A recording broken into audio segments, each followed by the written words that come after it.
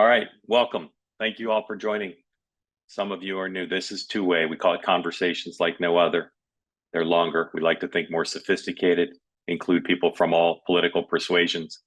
We're not here to yell at each other, to fight, or to prove points. We're here to learn from each other about what's going on. And there's a lot going on.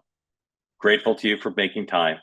As always, your questions are integral to this. So if you want to ask a question or make a comment, please raise your electronic hand. If you don't know how to do that, you can flail your arms wildly and I'll do my best to see you. But we've got lots of people on today, so I may not.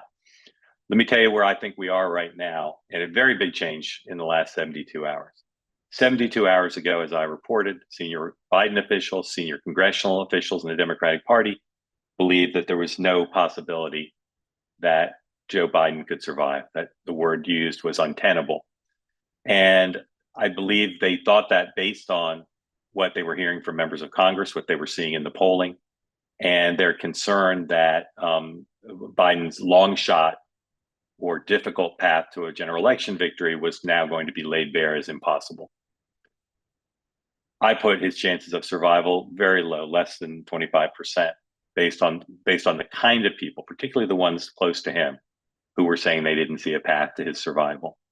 Very reminiscent, as I've written, of what Clinton aides were like in the wake of the Lewinsky matter. Very similar, emotional, confused, and kind of feeling like there was an existential moment that it was not survivable. Those same Clinton aides went on to run a war room with ferocity that saved Bill Clinton's presidency and demonstrated that you can go from tearful and distraught to back to being a warrior. The people around Joe Biden are warriors. And some of the people who are warriors are the very same people who 72 hours ago told me they didn't see a path to survival. Now they do. I think right now, if there's no new data, if there's no new incidents, if the polling data, which is not good, which we'll get to, doesn't cause a giant outbreak, I think he's home free. I think what we're talking about now is not what we've been talking about since the debate. Will he make it or not? What we're talking about now is, what are the implications of what he's gone through for his chances of winning a general election, barring, again, some new incident? And the reason I say that is because the Democratic Party is divided. They're divided about whether he should go or not. And on his side is every senior elected official in Pennsylvania who spent the day with him yesterday, the Congressional Black Caucus, a lot of governors, a lot of Democrats in Congress.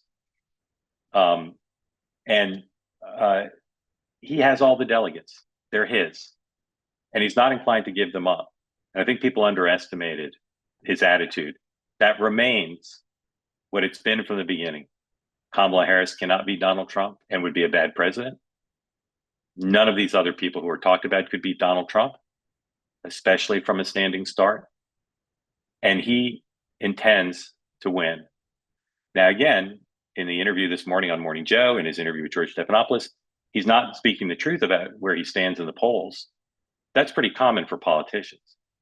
That's not something extraordinary. No politician is going to say, oh, I'm way behind, I can't possibly win. But unless there was a way for Chuck Schumer and Hakeem Jeffries and Nancy Pelosi to go to him and say, you need to go, it's not going to happen. And my sources say they're not going to do that. They haven't come out in support of him yet, but I think it could happen as soon as today. I think it will almost certainly happen by the end of the week. There's some people who want to wait for the press conference, but they may not get a chance to wait because of the president's letter today and his appearance on Morning Joe. He's trying to shut it down this week. And they've made it clear, his people have made it clear, they're taking names. They know the names of everybody who's come out against him. And so now if you come out against him and you don't have any indication that he's going to step down, you're just hurting his chances of winning a general election. And they've made that clear to people over the weekend and today. The reality is there's not a lot of confidence he's going to win the general election amongst senior Democratic congressional officials. There wasn't confidence before the debate. There's less confidence now. But they're also not big believers in Kamala Harris stepping in and doing this. The divisions amongst those who'd like the president to go about whether Kamala Harris should be the nominee or should there be an open convention has not helped their cause. There's no unified alternate plan. There are a lot of fantasy plans about how to do an open convention. There's a lot of fantasies about different possibilities. there's some support, but far from universal support for Vice President Harris. And so in the absence of a clear alternative that they could take to Joe Biden or that they could take to the public, he's surviving. And he's surviving using a lot of the Trump playbook, going against elites, big money donors, the media, Hollywood, although he's not calling them Hollywood, but just going against elites like Trump and going against the media. And he's surviving like Clinton, the base of the party, Union, Congressional Black Caucus. If those two groups are with you in the Democratic Party, very hard to topple someone, particularly someone who possesses all the delegates. As I said, my focus is now turning to what damage has this done?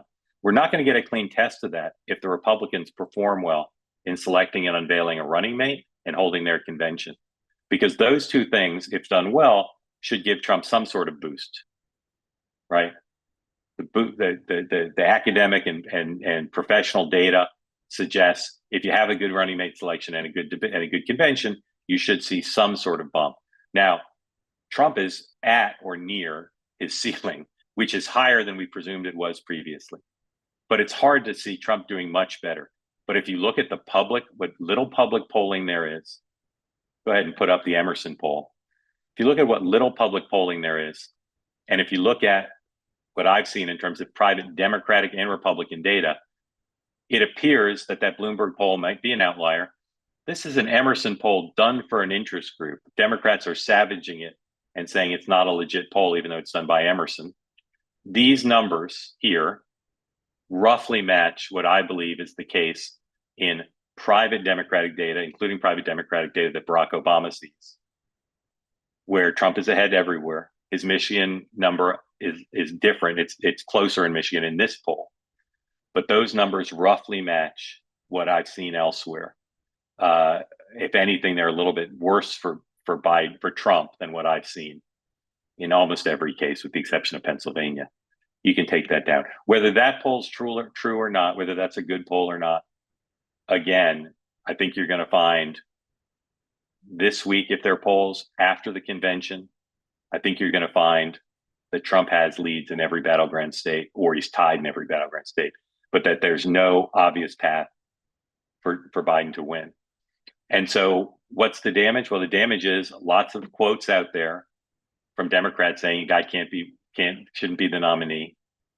There's all this discussion about whether he should be president now. There's lots of ads coming about how he, wants to go to sleep early and can't be trusted to deal with crises at 3:00. I share David Axelrod's analysis. A Trump landslide right now is more likely than a Biden win. It doesn't mean Biden can't win, but there's no obvious path to Biden winning right now, either in terms of the Electoral College or how he comes back. What are the events that occur absent or besides a great Democratic convention? Besides that, what does he have? There could be a rate cut in the fall. I'm not sure how much of a difference that'll make. The immigration numbers are down, but I don't know that people are going to suddenly say he solved the border crisis. There could be a Middle East deal. We'll see. There are things that could, on the margins, help him. But the general reality of a guy about whom people have serious doubts that he's up to being president now or for 4 more years, who's deeply unpopular in terms of his record and his policies, is currently losing to Donald Trump, another deeply unpopular person. But he is losing currently, as he was before the debate.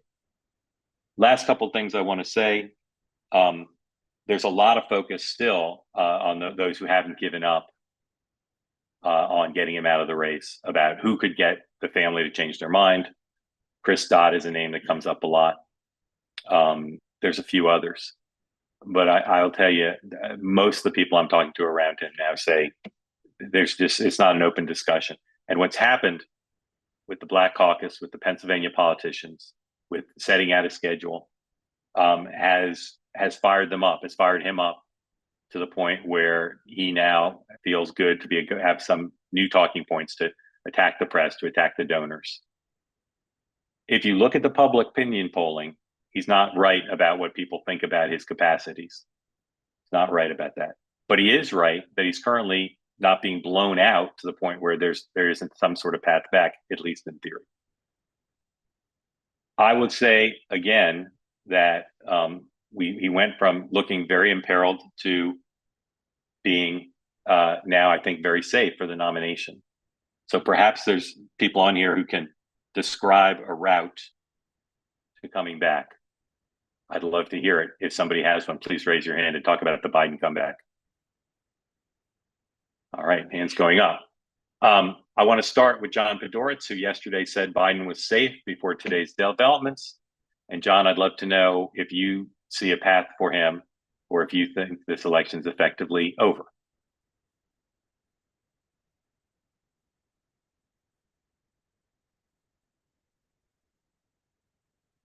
You unmute, John. Yeah. Okay. Can you hear me? Yes, sir. Okay. So I see no path for him. I just think he's staying in.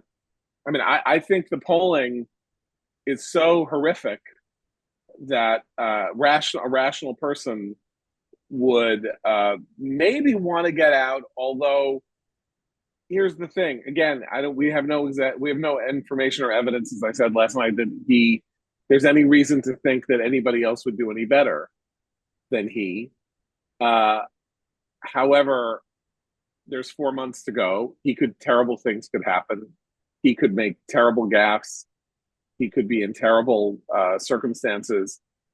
Hunter's sentencing is coming up. Hunter's second trial is coming up. The stress that must be putting on him is unimaginable in some ways. But he could sit there and say, Trump could get hit by a truck, or, something really awful could happen with Trump, and, he could kill Melania. I mean, whatever you could say, okay, this is where we are. We're going ahead with it. As Paul Newman says in the verdict, I said, to hell with it, to hell with it. We're going ahead with the trial. And what he's done in the last 24 hours is say, okay, take me out. Go ahead. Try. Give it a shot. And clearly there is no way to take him out. So he's going to be going ahead. And yep. God save America. Yeah. From him and from Trump. Yep.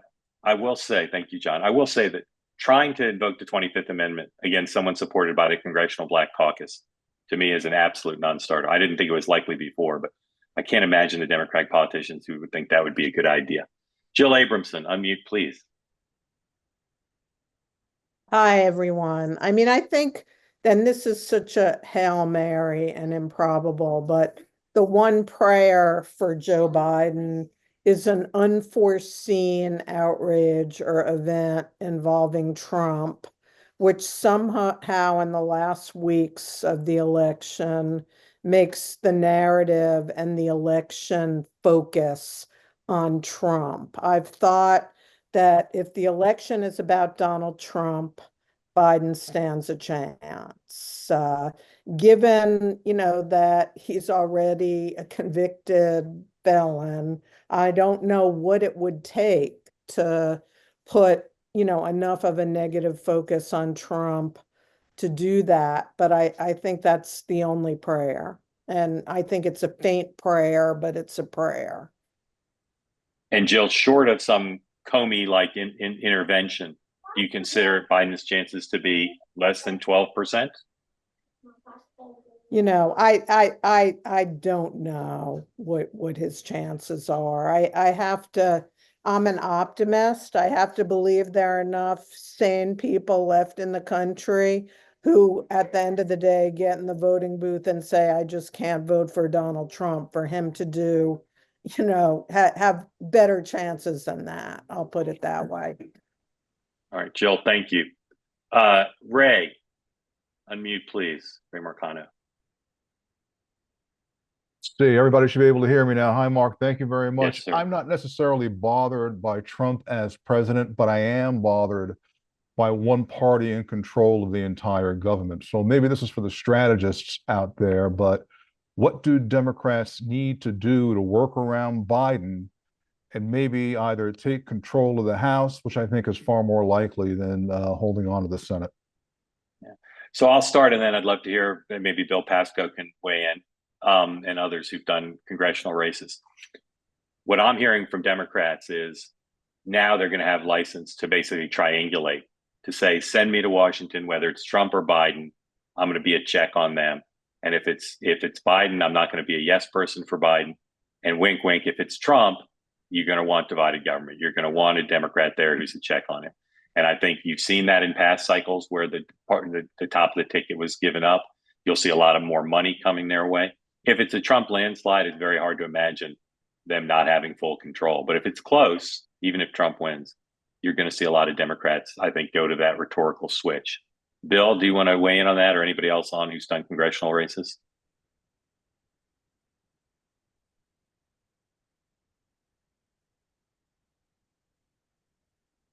One more time, Bill. How's that? Very good. Okay. Yeah, you're exactly right. It's time for Democrats running for the House to triangulate. It looks like Republicans will take the Senate. I've got a different question. I'm very curious. We talked over the weekend about even Oregon maybe coming into play, Minnesota, New Hampshire, New Mexico. I saw a poll yesterday that said New Jersey is within the margin of error in the presidential race. When do independent polling outfits start adding those states to the list of battleground states? We're looking at a possible 350 votes in the Electoral College, maybe even more, if all of these states go Trump's way. Is that something that could convince Biden to get out? That he's not looking at a possible defeat, but a possible landslide defeat? Yeah. Time is his friend now. He won't have to confront that. He can live on the memory of George H.W. Bush's comeback against Mike Dukakis. And he's going to be the nominee of the party, again, barring some change, well before people are going to be realistic about him losing Oregon or New Jersey. And I mean, the tell will be in his travel schedule, right? He's gone to New Hampshire and Minnesota, and the other principals have. Polling budgets are so limited, we're not getting enough polling out of the current battleground states. I wouldn't expect to see too many, national organizations doing it. But maybe we'll see some state polls. We should see some state polls in Virginia. We see some in Minnesota. Oregon's not a very big polling state in general. Same with New Mexico. And I don't think you're ever going to see New Jersey or New York so close. We haven't talked lately about the Kennedy variable. I continue to be skeptical he's going to get on the ballot enough places to be a threat. I continue to not know how he would choose to run in terms of time and resources and messaging if he's only on a limited number of states.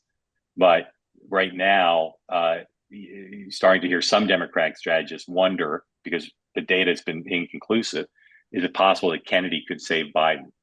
That's the degree to which they've gotten kind of grasping at straws. But these other states, like Oregon, if Kennedy gets on the ballot and runs in a certain way, I think they're more likely to be in play for Trump, assuming Kennedy runs as more of a Democrat than a Republican.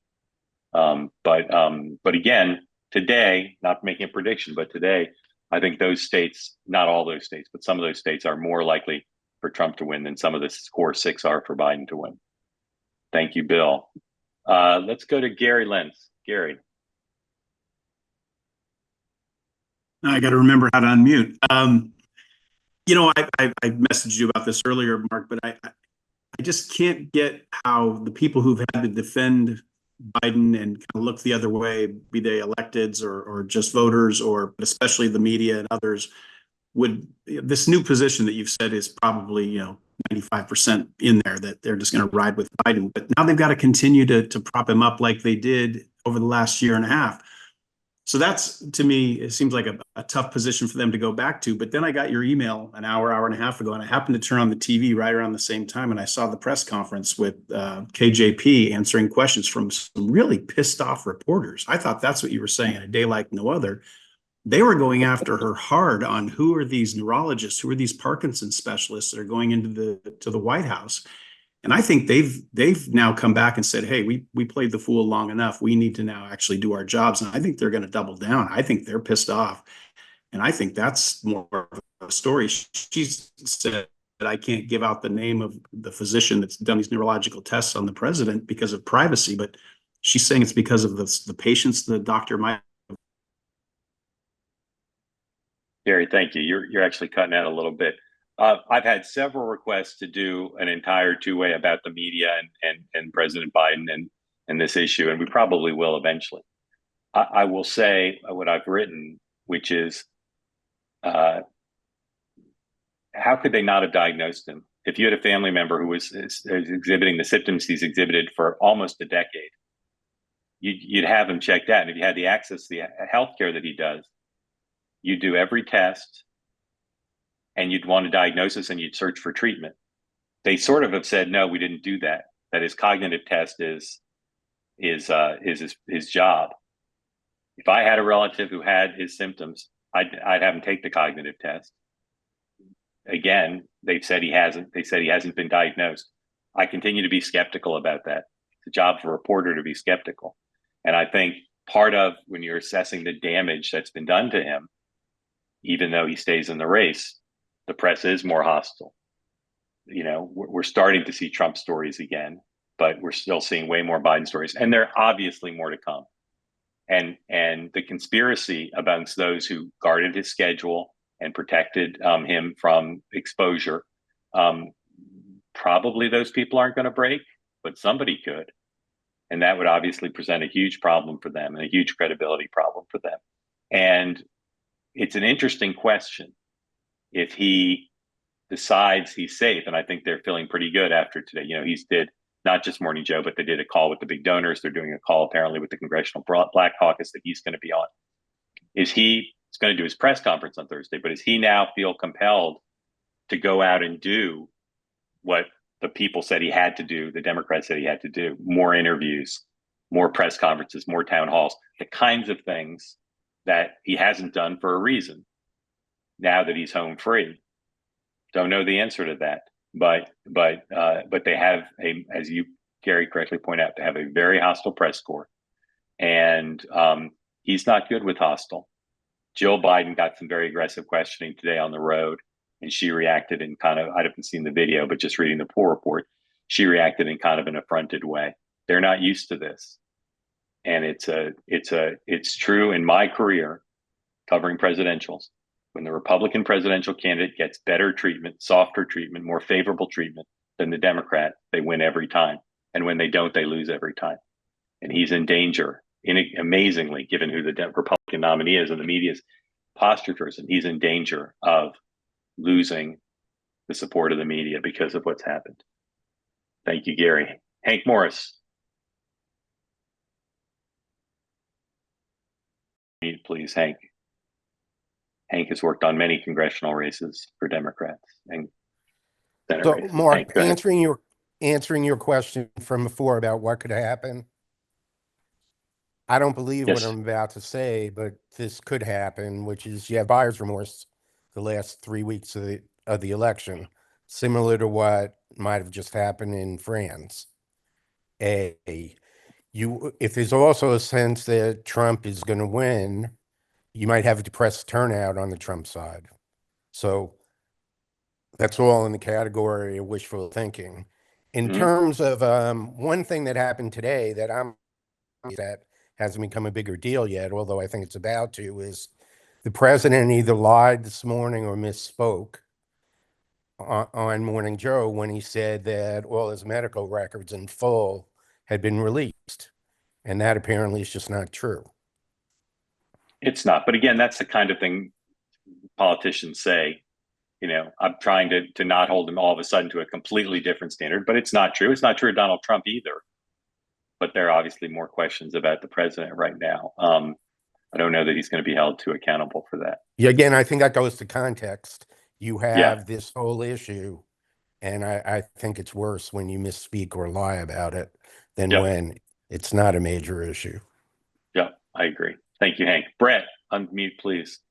Hey, thanks, Mark. I love your show. I'm glad you're doing this, and your tone is so calm, and to be able to talk about these things is pretty refreshing, considering, you know, every channel, everybody's yelling and stuff. So it's great. I do think ignoring the Kennedy factor is a mistake. I feel like we are in unprecedented times where a lot of people don't want to vote for either candidate, and the media is ignoring the other option as if he does not exist. Brett, And Brett, where do you live? Florida. Florida. And are you going to vote for Kennedy?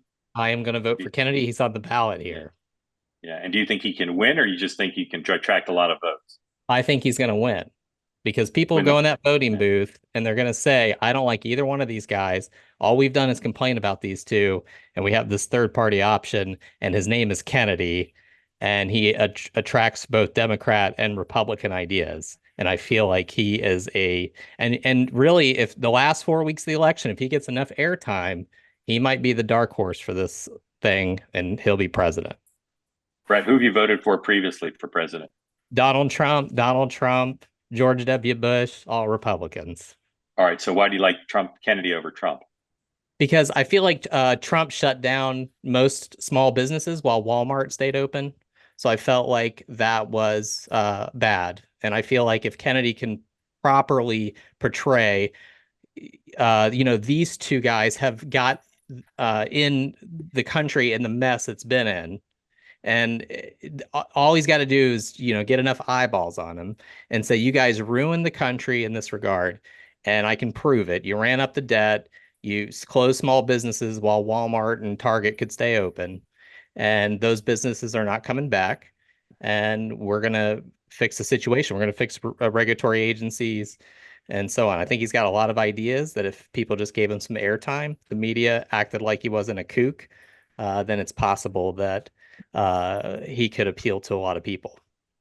Brett, thank you. Appreciate it. Jordan Deck, unmute, please. Hi there. So I look at all this, and I'm a registered Republican. I've been a Republican my whole life, a gay Republican, albeit. I look at the polls, and while I'm curious to see what comes out of this, I'm still not convinced that Biden loses. I think there are a lot of people that have a deep dislike for Donald Trump.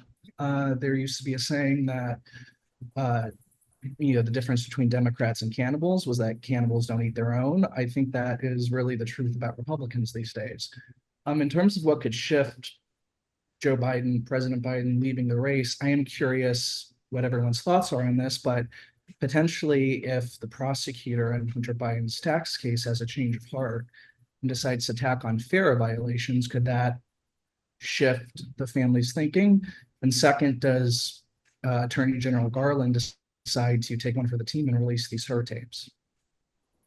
Jordan, where do you live? What state do you live in? You're muted all of a sudden, Jordan. You need to unmute again. Sorry. I'm in St. Louis, Missouri. My partner's in New York City. Okay. And who are you going to vote for? Donald Trump. Donald Trump. Okay. I don't know about the Justice Department and what they might do, but you're saying if that happens, Biden could choose to get out? Is that what you're saying? I think that's a possibility. I think FARA violations would certainly lead to greater investigations of President Biden and his brother themselves, and greater criticism around Hunter Biden's foreign business dealings. I think in a way that might cause actual legal jeopardy to President Biden and Joe. Yep.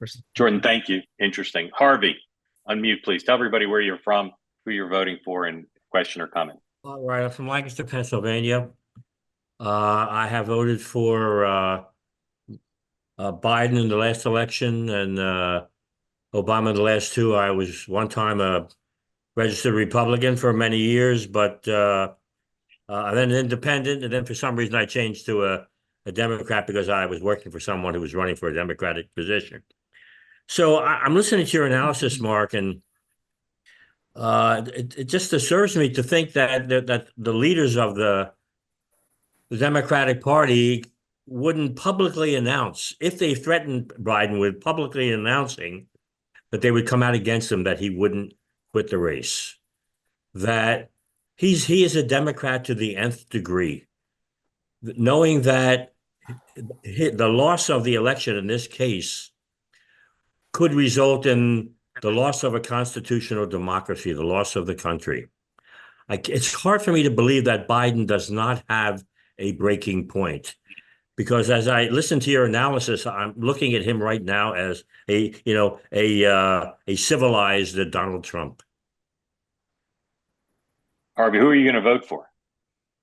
Well, I will vote for anybody but Donald Trump, and I think there are many Democrats that would be in the offing out there that could beat Donald Trump. And I think the one, and I mentioned this on one, I was on one of your focus groups, and I mentioned there that I thought that if there was one Democrat in the country that was unable to beat Donald Trump, it was Joe Biden because of his age, not because of his age, because of his feebleness, because of the presentation that you see, and of course the debate. All of us, when we watched the debate, that first sentence, we said, "Holy cow, this So can't be." Harvey, would you rather he stepped aside? Oh, I'd absolutely rather he stepped aside. I would rather he had stepped aside 6 months ago than waited until now. Okay, Harvey, thank you. I want to bring in one of my favorite people who participates in two-way, Dr. Ray. Just turned his camera off, unfortunately. Ray, are you ready to come on and talk to us? Disappeared I'm here. seconds You see me? ago. All right. No, your camera's off. You can turn it back on. All right. Okay. Everybody who doesn't know Ray, you should Google him right now. I'll tell you briefly. Ray is an incredible doctor. Ray turned. There you go. Ray treated President Nixon in an incredible story, which you should all read about. And Ray is one of the people I rely on to talk about presidents in medicine. He's not examined President Biden.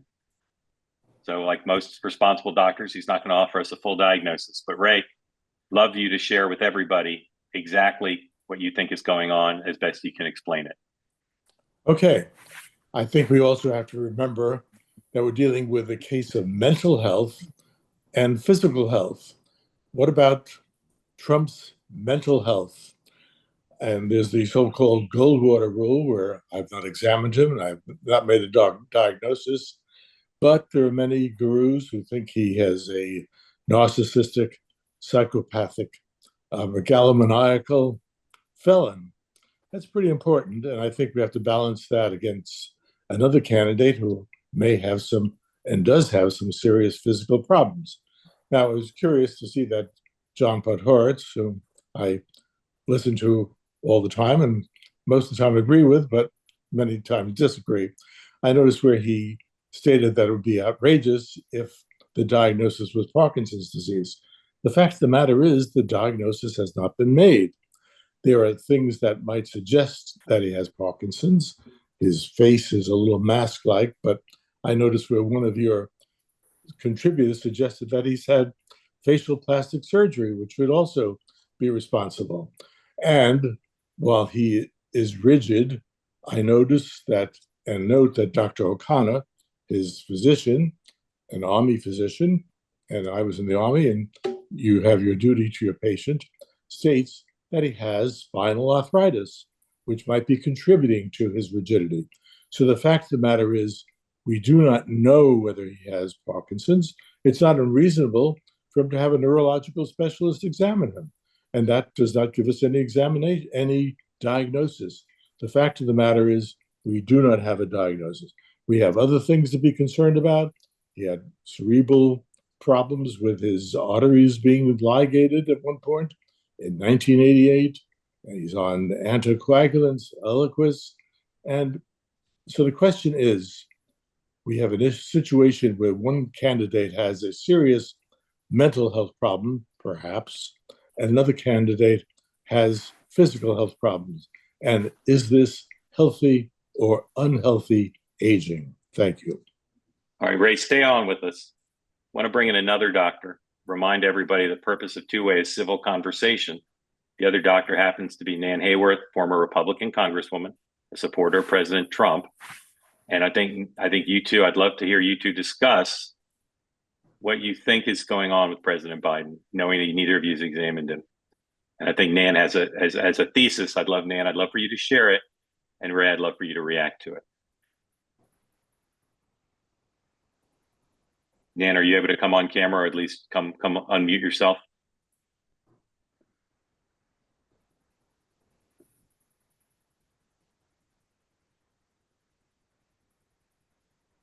I just got permission to mute, and I'm sorry, things are going on in my house. I can't be on camera.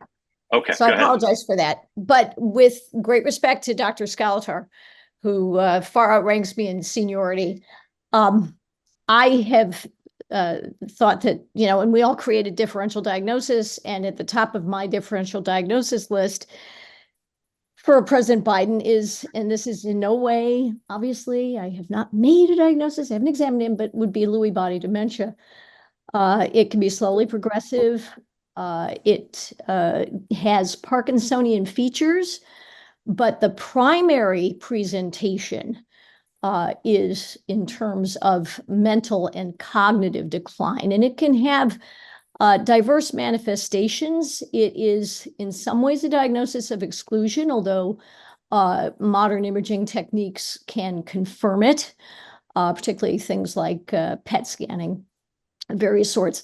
And the reason I say that is because I think it's been clear for several years now that President Biden has been diminished in his performative capabilities, certainly.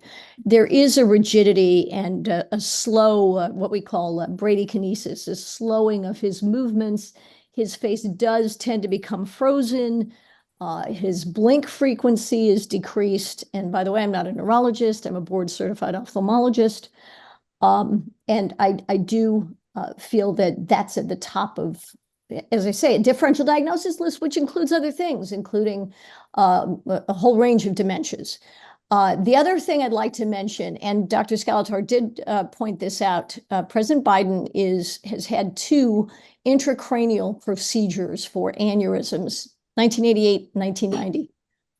And I'll stop in just a moment, but the post-operative course of those patients, and I'm talking about over years, has been studied by a friend and colleague of mine who's a well-respected neurosurgeon, Dr. Thomas Lanson.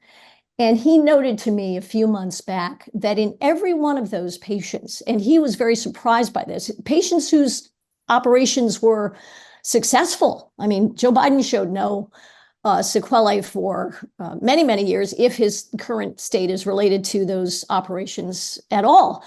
But he found distinct, measurable cognitive deficits in every one of those patients, much to his surprise.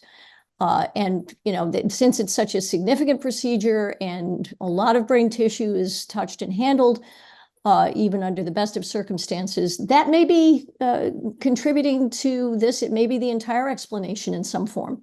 All respectfully submitted. Okay, thank you, Nan. Ray, do you have any comment on that? I think that's been an excellent analysis of the possibilities. And I think we need more information.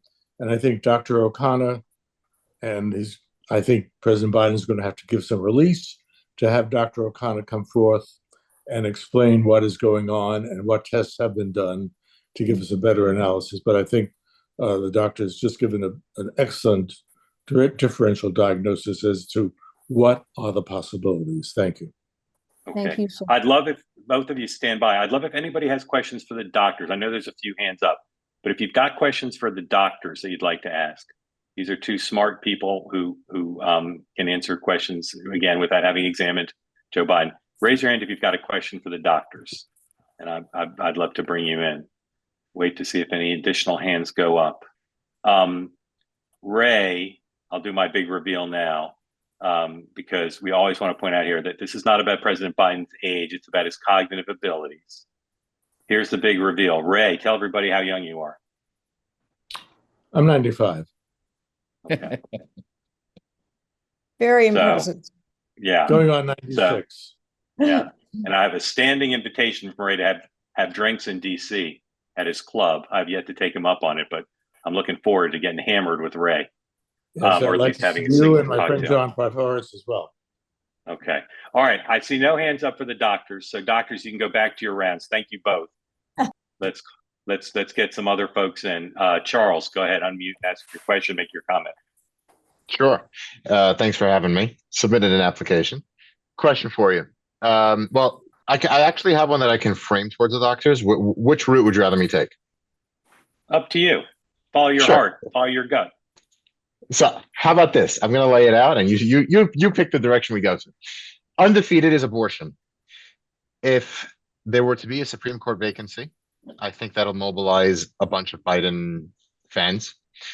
I don't know what to make of the leftward trend internationally, be it with Brazil, with France and their buyer's remorse, Germany, and somewhat of Israel, if you want to count that in, because Brexit did serve as the rock bed of the Trump victory. For the doctors, my question is, what kind of duty would the doctor examining Biden have to the public versus to Biden as a patient? Would we be entitled to disclosure as much as the patient would be entitled to deny disclosure to the public? Great question. Ray or Nan, I've raised this because I think, just as a journalist from watching them, I don't think they've been fully forthcoming. President Biden was asked on Morning Joe if he has Parkinson's, and he laughed. As I said before, I tweeted this the other day, they have to have done more tests than they've revealed. It would be irresponsible to have done only the tests they say they've done, given the circumstances. So again, not asking you to criticize or evaluate this particular doctor if you're not comfortable doing that, but what's the obligation of a doctor who treats the president of the United States? Is it equal to the patient and the public interest, or is it just the patient? Ray, you've been in a position like this working for President Nixon. Well, Need you done? There you go. Go ahead. you certainly. Am I unmuted? Yes, can you hear Yes, me? sir. Yes, sir. Hear you fine. Okay. Well, there are HIPAA violations. Not sure that somebody in the highest office ought to have that as a block to revealing important information. I think it's also important to remember Parkinson's is a clinical diagnosis. It's not a blood test that says that you have it. And therefore, it's a constellation of what the previous physician has stated. You need somebody to come forth and explain what is going on. And I think this is what I said earlier. You need to have the president give a release so we can have Dr. O'Connor or the neurologist from Walter Reed who have evaluated him to give a good explanation. And I think we do need cognitive tests. Thank you. Thank you. Nan, do you want to say anything? Yeah, I'm just going to add to Dr. Skeletor's typical brilliant commentary that Dr. O'Connor has taken pains to provide very detailed affirmative statements about, or, in the negative even, if you will. He doesn't have this, he doesn't have that, he doesn't have something else.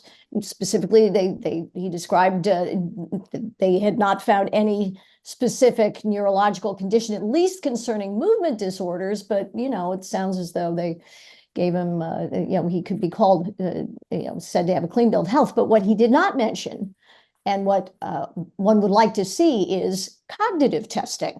Was any done? The patient's privacy, as doctors, we are obligated to respect our patient's privacy first. But certainly under these circumstances, it is appropriate to ask the executive himself to be forthcoming. Doctor, thank you both. Ed Goaz, I'm going to bring you in, and as I do, I'm going to read a tweet that it was sent out from one of Ed's senators, Mark Warner, who, as everybody here knows, has been behind the scenes trying to bring a group of senators together to discuss the path forward. His tweet is a little mealy-mouthed. I won't read the whole thing, but he says, "As these conversations continue, I believe it is incumbent upon the president to more aggressively make his case to the American people and to hear directly from a broader group of voices about how to best prevent Trump's lawlessness from returning to the White House." So that is hardly throwing the gauntlet down, and that's the position of lots of senators, including some who have been more supportive of the president. Ed Goaz, who's elected a lot of Republicans and worked for a lot of people who might have had mental health issues. Ed, go ahead. What would you like to hear? Wait, didn't you raise your hand? Yeah, I did. Just a couple of things. First of all, let me start off with the polling, which was what I did for years and years and years. Most of these public polls, you cannot take much into account because very few are looking at intensity of people's responses, both in terms of their intensity to vote and their support of the candidates. And if you don't have that, then you can't really look at the data and see who are the voters that count, who are really involved, and who are the voters who are sitting by the wayside and kind of watching. And And I think that gives you kind of a misread on what's really there. On the polling that I've looked at, what I've seen is number one, Trump is maximizing his vote. He's at his ceiling. He's not going to do any better. Those voters that are out there floating around right now, the question becomes, do they vote? Number one, and do they vote for one of the two presidential candidates, or do they go someplace else? The basic data that we're looking at is that you have four component parts in terms of the election. One is you've had basic parity between the two parties for really 20 years, with the Democrats hovering around 42, 43%, the Republicans hovering around 40, 41%. So the first question becomes, is of the party vote, not the base vote, but of the party vote, who votes at a higher percentage, the Republicans or the Democrats? If that is even, then you go to a test of the Republicans and the Democrats, is Trump getting a higher percentage of the Republicans than Biden is getting a higher percentage of the Democrats? Right now, that is where Biden is suffering some, as Trump is not getting extra votes from the Republicans, but Biden is not getting an equal amount from the Democrats. But if that ends up being even, then you go to a much smaller group of voters, which is the independent voters. And right now, even in the data, Biden still wins with that. So the first two is even in terms of total turnout and even in terms of percentage support between the two candidates. It still comes down to a fight, or probably comes down to a fight over the independents. And right now, that is still in Biden's favor. Second, in terms of everything out there in Biden, and I'm one of those that feels like he is not nearly as bad as what he thinks. Now, I have a different feeling about it. And, as you know, I talked to Celinda Lake, who is part of the Biden team. And my advice to her, I grew up with a speech impediment. I know what it's like when you start getting nervous about everything coming out right. And that is as much what I think I'm seeing in Biden with his freezing as some type of cognitive problem. It is a problem of he's very nervous over his speech impediment and being able to communicate more directly coming back and kind of haunting him. My advice to Celinda is, number one, what I've seen with the handlers of Biden, they are way over abusing him in terms of training, in terms of practicing, in terms of time being put in on that. That only makes that situation worse.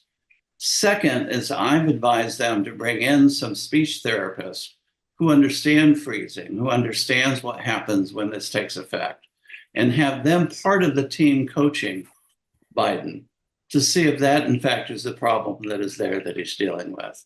And if that is, I think they could overcome that much better than everyone's kind of speculating right now. And I say that as someone that grew up with a speech impediment, that even today, and Mark, sometimes I speak to some pretty large groups, and I froze myself. Now, I am just 9 years younger than Biden. So maybe it's my age and maybe I'm going through that, but that's never been my feeling. My feeling is it's, when you have that speech problem, it's always there in the back of your head, whether you come over it, whether you overcome it or not.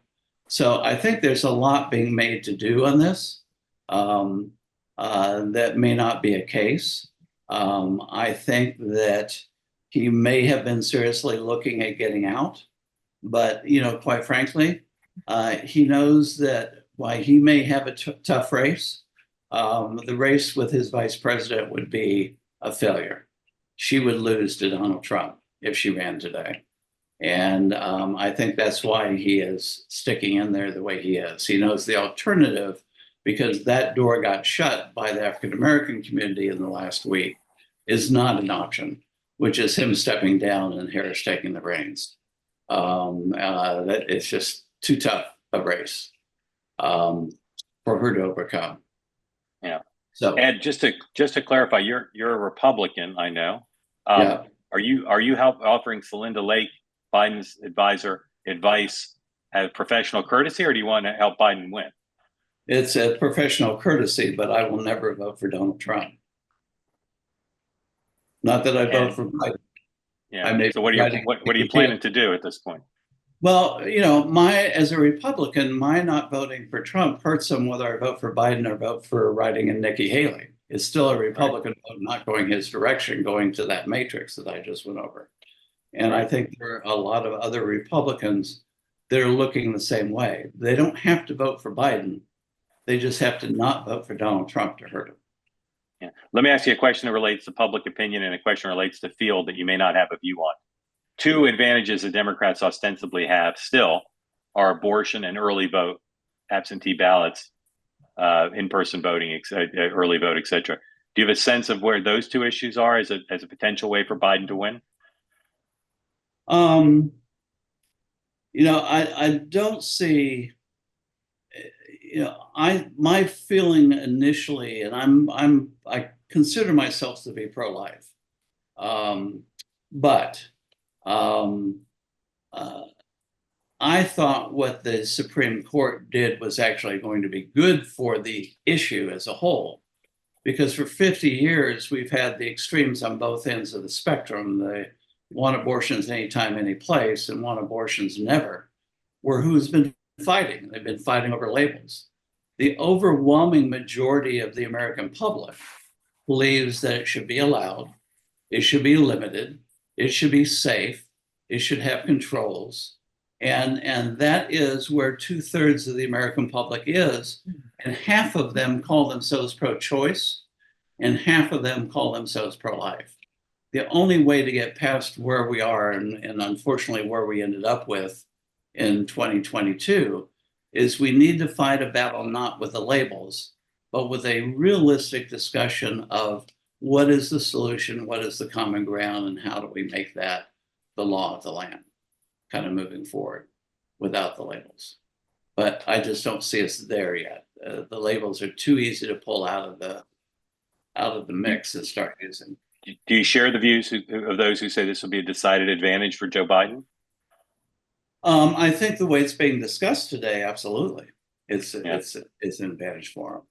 And what do you hear from? Again, go ahead. most of those people that want it to exist but want there to be controls, consider themselves to be pro-life, they are not going to go along with the no abortions anytime, any place, anywhere. Yeah. And do you have a sense from talking to folks about the efforts of the Trump campaign, the RNC, and President Trump's rhetorical turn, whether the gap in turning out the early vote, the absentee, is going to close at all, or is that also going to be a big advantage for the Democrats? Well, I mean, it's interesting. Both the RNC and the Trump campaign are saying all those things they consider to be illegal, they're now going to do in the next election.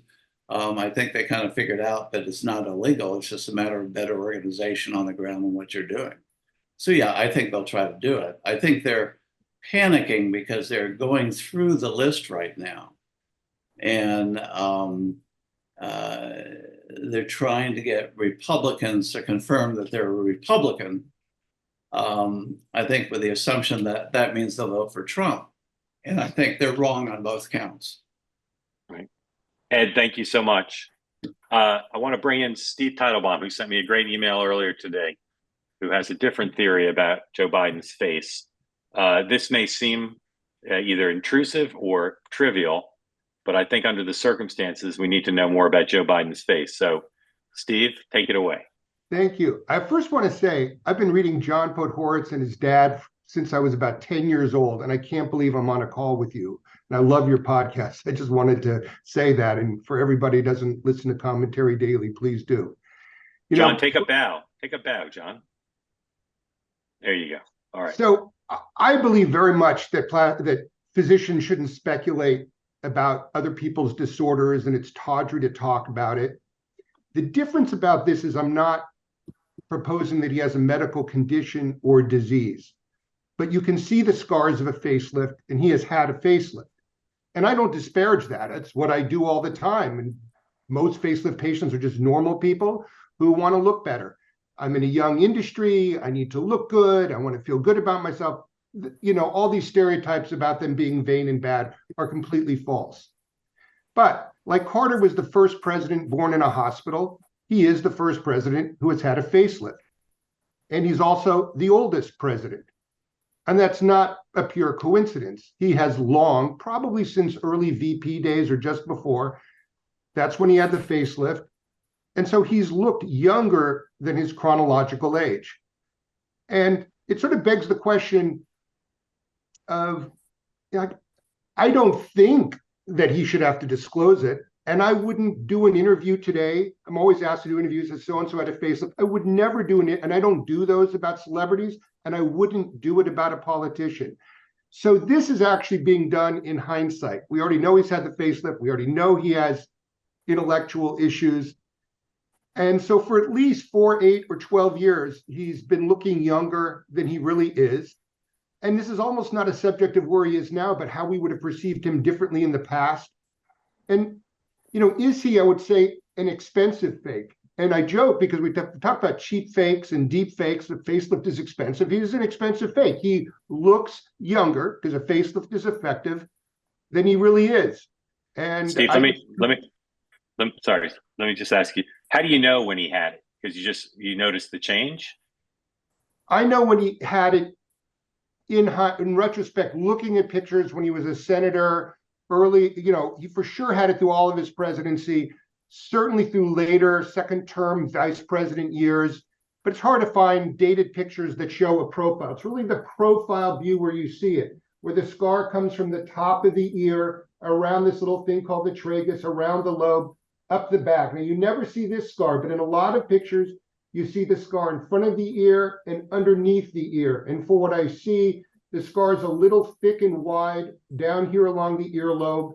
It's paler than the surrounding tissue because it has less pigment. A man usually has a gap between where the beard ends, where the sideburn ends, and where the ear is. But when you pull back on the facelift, the beard then abuts the ear. You can see where he was pulled behind the neck, particularly when he leans forward. It looks tight in here. So that's how I know he had it. Okay. So, Steve, let me ask you, if you have the procedure he had, does that last or does that require maintenance? You will always look younger for having done it, but gravity resumes in the recovery room. So he looks better today than his identical twin who didn't have it done. You are never required to have it done. But for those who always want to look their best and start this process in their early 50s, they may repeat it every 7 to 12 years. And is Botox a way to maintain it, or is that a different thing? Botox doesn't do what a facelift does. It temporarily paralyzes muscles. And when you paralyze the muscle that raises the brow or that makes you smile, you therefore reduce the crow's feet and the horizontal lines on the forehead. And I think he probably has had some Botox as well. Yeah. All right. Interesting. Steve, thank you. Appreciate that. Quick question. Yes, Is there a way to try to find out about his medical condition with a FOIA request? Or does anyone have standing to sue people in his administration or his campaign or his doctor? For instance, someone gave money to the campaign and there's been a declaration that he doesn't have a problem. Does anyone have standing? No one does. Find that information. No one does. The White House press corps has the ability to continue to press, and we have raised moral authority to say that both candidates and their doctors should be made available, all their medical records and full press conferences. But no, there's no FOIA. The White House isn't subject to a FOIA for something like that. He's got HIPAA. There's no way to get it unless he chooses to, and they've chosen to keep it all to themselves. And I think if we look back at if he does end up losing, if we look back, I think there'll be a lot of second guessing about a lot of stuff. But it's not likely they'll reveal anything now. All right, I want to read you a tweet that just ran, chronicling Dick Durbin, the #2 Senate Democrat, a big Joe Biden fan. He's asked if he's worried that Democrats and the president are on a collision course. Senator Durbin, I want our party unified behind one person as soon as possible. Question, should that person be Joe Biden? Dick Durbin, we'll see. The Senate has more members than have been publicly revealed who still are really worried about Joe Biden being the nominee. Most of them, as I understand it, or at least many of them, don't want it to be Kamala Harris. They'd like an open process. They've not been heard from, right? The focus, with the exception of Mark Warner, has really been on the House. And as you know, senators, the House of Lords, they like to have their say. So even though I believe that President Biden is secure now, barring some other public problem, I do think there's a possibility we're going to see some senators who want their say in the next few days. And of course, they're having lunch tomorrow as a group where this will be a big topic. I don't believe Senator Schumer will lead an effort to have senators make a public stink. And in fact, I think he's likely to tamp it down, even though he's not optimistic, I'm told, about President Biden's chances of winning the general election. Grateful to you all for gathering. We always try to start and end on time. Not promising we'll be back here tomorrow, but there's a decent chance we will be. So until we meet again, thank you for joining Two Way. Conversations like no other. We'll see you soon. Bye-bye.